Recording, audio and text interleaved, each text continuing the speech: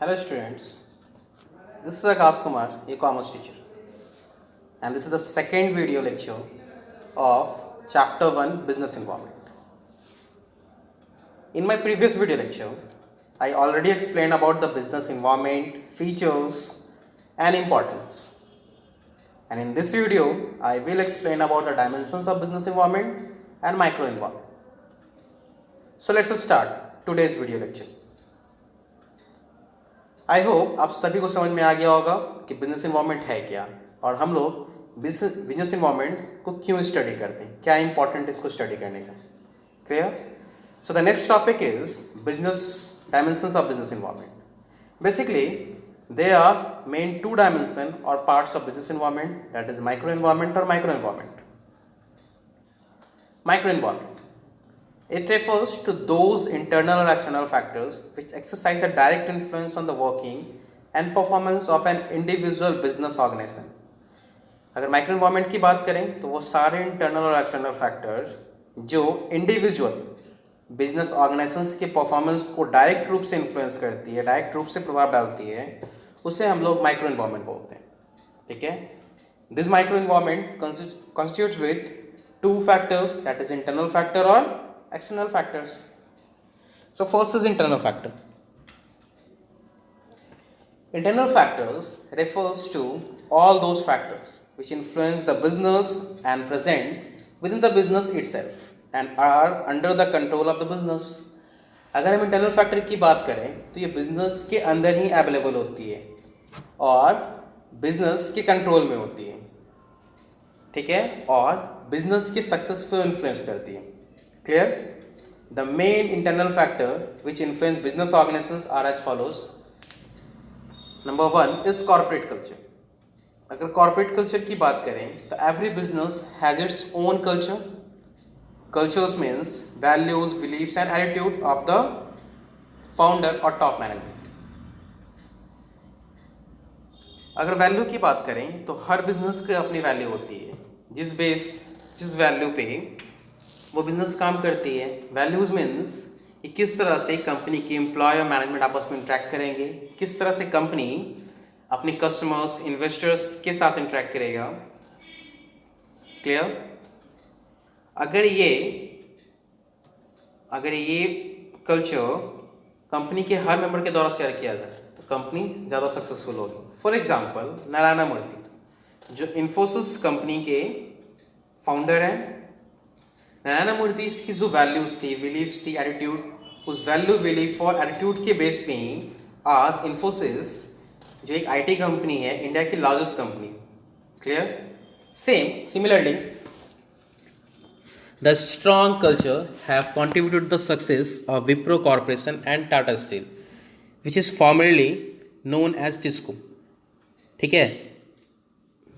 Clear? Next internal environment is mission and objective. अगर mission objective की बात करें तो हर बिजनेस की ऑब्जेक्टिव जो है वो सेम होती है almost, to survival in the long run. हर बिजनेस जो है वो लंबे समय तक चलना चाहता है, ये उसकी ऑब्जेक्टिव होती है. लेकिन अगर हम मिशंस की बात करें तो मिशन जो है जिस कारण से जिस चीज़ों के लिए बिजनेस की इस्टेब्लिशमेंट हुई है, जिस चीज़ों के लिए कंपनी की इस्टेब्लिशमेंट हुई है, और ये मिशन जो है वो एक ब्रॉड कॉन्सेप्ट है. ठीक है? इस मिशन के बेस पे ही कंपनी की प्रायोरिटीज़, बिजनेस की स्ट्रैटेजी, प्रोडक्ट मार्केट स्कोप और डेवलपमेंट प्रोसेस जो है वो सेट की जाती है. क्लियर? फॉर एग्जांपल धीरू भाई अंबानी, सब लोग जानते होंगे, the founder of Reliance industries. Dhiru भाई अंबानी ने जब रिलायंस की नींव डाली तो उन्होंने एक मिशन सेट किया कि रिलायंस को बिगेस्ट ग्रुप बनाना है प्राइवेट सेक्टर में. इसके लिए रिलायंस धीरू भाई अंबानी ने बहुत सारे काम किए. उन्होंने इंडिया में पेट्रोकेमिकल प्लांट्स स्टैबल किया और बहुत सारे इंडस्ट्रीज स्टैबल किए.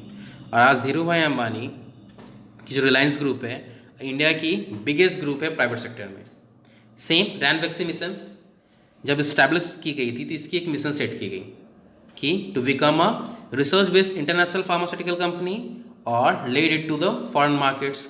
रैनवैक्सी कंपनी जो एक फार्मास्यूटिकल कंपनी है, जब ये स्टेबल की गई तो इसकी एक मिशन सेट की गई कि इसे क्या बनना, इसे लॉन्ग रन में क्या काम करना था.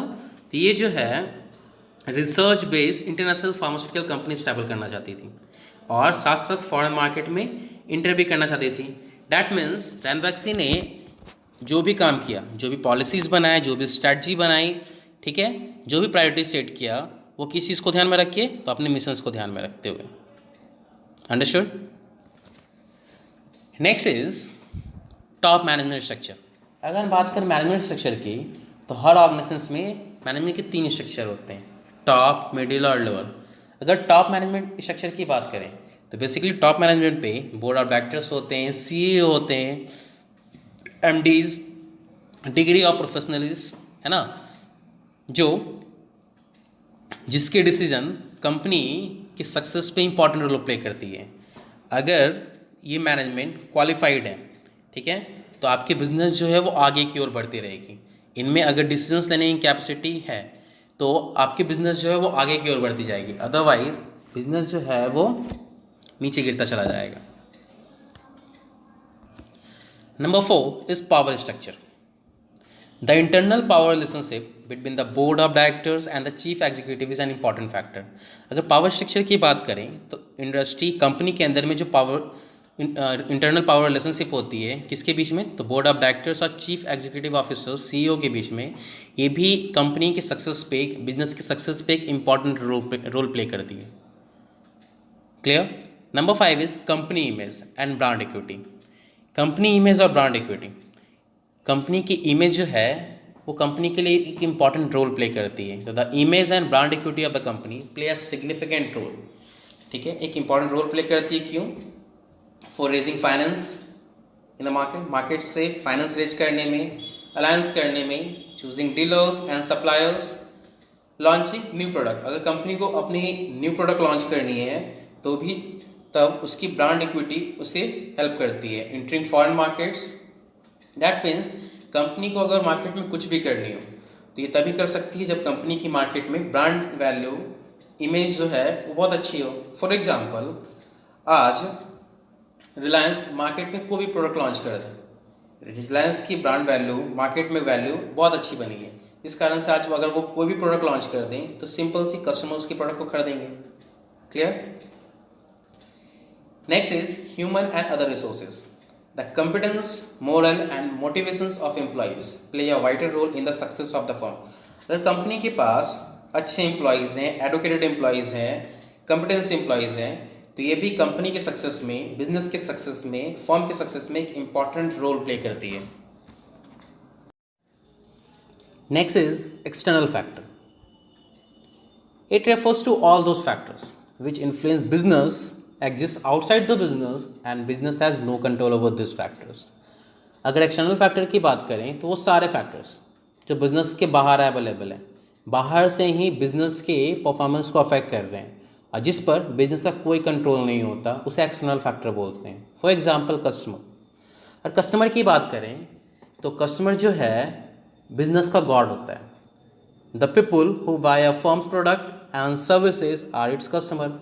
वो पीपल, वो पर्सन जो किसी भी फर्म के किसी प्रोडक्ट को या सर्विसेज को खरीद रहा है, परचेस कर रहा है, उसे उस फर्म का कस्टमर बोला जाता है। A business exist to create and satisfy customer.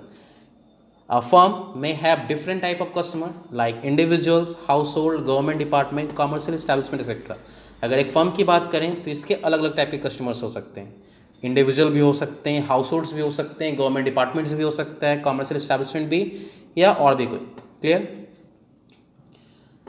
Business and customer are dependent upon each other. अगर बिजनेस और कस्टमर की बात करें, ये दोनों एक दूसरे पे डिपेंडेंट होता है and all business activities are made to satisfy the demand arising for customer. और अगर बिजनेस की बात करें तो बिजनेस के अंतर्गत जो भी एक्टिविटीज़ की जाती है वो किस लिए, तो कस्टमर्स के डिमांड को सेटिस्फाई करने के लिए। That means in order to be successful a company must understand and meet the needs and expectation of its customer. एक कंपनी तभी सक्सेसफुल हो सकती है जब वो कस्टमर्स के नीड, एक्सपेक्टेशंस को पूरा कर सके। Clear? It is generally risky to depend upon a single customer group. अगर देखा जाए तो अगर कोई फर्म किसी सिंगल कस्टमर ग्रुप पे डिपेंड है तो ये भी रिस्की है। कैसे? For example, suppose a firm supplies goods only to the government अगर कोई फर्म जो है वो गुड्स केवल किसे सप्लाई कर रही है, गवर्नमेंट को, it mean that firm has only one customer. तो इसका मतलब क्या है कि उस फर्म का केवल एक ही कस्टमर है, कौन, government. If because of some reasons their relation get short, कुछ रीजन से अगर गवर्नमेंट और उस फर्म के बीच में रिलेशंस ख़राब हो गया, the supply of goods will stop. इस कंडीशन में क्या होगा, तो जो सप्लाई है गुड्स का वो स्टॉप हो जाएगा। डैट मीन्स गवर्नमेंट जो है उस फर्म से माल लेना, गुड्स लेना बंद कर देगी। And in that case the closure of that firm is certain. तो इस केस में क्या होगा, वो फर्म जो है वो शट डाउन हो जाएगी, क्लोज हो जाएगी। This clearly indicate that the customer do influence business. अगर देखा जाए तो ये क्लियरली हमें ये बता रहा है क्या, कि कस्टमर जो है वो बिजनेस को इन्फ्लुएंस करती है। Therefore a firm should make efforts to have different kinds of customer. तो फर्म को किस चीज़ों में एफर्ट लगाना चाहिए, तो different kinds of customer create करने में। Next factor is competitors. There are a number of enterprise dealing in the same type of product और सर्विस। अगर देखा जाए तो मार्केट में एक ही तरह के प्रोडक्ट को सेल करने वाले बहुत सारे फर्म हैं, and every one of them tries to capture as much market as possible. और हर फर्म क्या चाहती है, तो ज़्यादा से ज़्यादा मार्केट का हिस्सा कैप्चर करना। In a free economy there is intense competition among various producer. अगर फ्री मार्केट की बात करें तो यहाँ पे जो भी कॉम्पिटिटर्स हैं उनके बीच में कट टू कट कॉम्पिटिशन होती है। It will be necessary to know the strength and weakness of competitors. अगर इस मार्केट में खुद को स्टेबल करना है, खुद की ग्रोथ करना है, तो इसके लिए ज़रूरी है कि जो भी आपके कॉम्पिटिटर्स हैं उसके स्ट्रेंथ और वीकनेस को अच्छी तरह से जानें। अगर कॉम्पिटिटर्स की बात करें तो मार्केट में मेनली दो तरह के कॉम्पिटिटर्स होते हैं, direct and indirect competitors. Direct competitors वो होते हैं the other firms which offer the same or similar product and services। वो फर्म जो सेम या सिमिलर टाइप के प्रोडक्ट और सर्विसेज ऑफर करती है। फॉर एग्जांपल सोनी टीवी का मार्केट में कंपटीशन किसके साथ होता है, तो LG, Samsung, Onida, Videocon, VPL etcetera. ठीक है, तो इसे हम लोग डायरेक्ट कॉम्पिटिशन्स बोलते हैं। Indirect competitions comes from firms vying for discretionary income. अगर इनडायरेक्ट कंपटीशन की बात करें तो ये डिस्क्रिशनरी इनकम के बेस पे होता है, डिफरेंट इनकम के बेस पे होता है। For example a cinema house faces indirect competition from casino and other firms marketing entertainment. अगर सिनेमा हाउस की बात करें तो इसकी कंपटीशन किसके साथ होती है, तो कैसीनो या जो भी मार्केट में मार्केटिंग एंटरटेनमेंट है उसके साथ इसका कंपटीशन होता है। Due to economic liberalizations and globalization, Indian companies are now facing competition from both domestic firm and multinational corporation। अगर बात करें कंपटीशन की तो आज इंडिया की जो कंपनी है वो दोनों तरह की कंपटीशन फेस कर रही है, डोमेस्टिक फर्म से भी और मल्टीनेशनल कॉर्पोरेशन के साथ भी। Clear. Next factor is suppliers. Like the customer, the supplier also influence business. Suppliers refers to the people and group who supply raw materials and component to the company। वो people या वो group जो company को raw material या components parts provide करते हैं उसे supplier बोला जाता है। If a business has only one supplier and get annoyed because of some reasons, the supply of goods can be stopped and their very existence of the business can be threatened or endangered। So it is very risky to depend on a single supplier. अगर देखा जाए तो ये बहुत risky है। जिस तरह से किसी एक कस्टमर पे डिपेंड होना रिस्की है, सेम उस तरह से ही कंपनी का किसी एक सप्लायर्स पे डिपेंड होना भी रिस्की होता है।